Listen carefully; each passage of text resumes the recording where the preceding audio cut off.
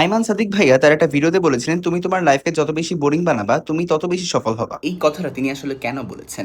একজন মানুষের সফল হতে হলে কি কি করতে হয়? তার অনেক ধৈর্যশীল হতে হয়, তাকে অনেক হার্ড ওয়ার্কিং হতে হয়, তার অনেক বেশি ডেডিকেশন থাকা লাগে।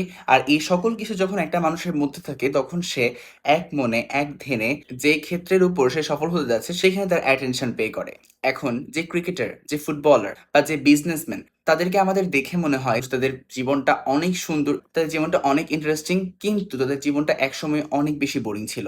তুমি যে কিনা মুভিজ দেখে, গেম খেলে বিভিন্ন সময় নষ্ট করছো বা নিজেকে এন্টারটেইন করছো, নিজের লাইফটাকে বোরিং না বানিয়ে ইন্টারেস্টিং করছো, ওই একই সময়ে আরেকজন তোমার বন্ধু সে নিজের জীবনটাকে বোরিং করে, নিজেকে বোরিং করে পড়ার টেবিলে বসে আছে বা নিজের কোনো স্কিল শিখছে, যার কারণে আলটিমেটলি লং টাইমে গিয়ে সে দেখবা যে কোনো একটা বিষয়ে অনেক বেশি অভিজ্ঞ হয়ে গিয়েছে এবং সেই সঙ্গে তার জীবনটাও এখন ইন্টারেস্টিং হয়ে গিয়েছে।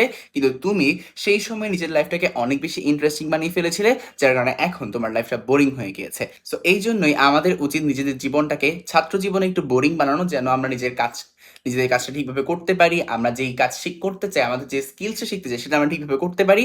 তারপর যখন আমরা সফল হয়ে যাব তখনই আমাদের জীবনটা আবার ইন্টারেস্টিং হয়ে যাবে।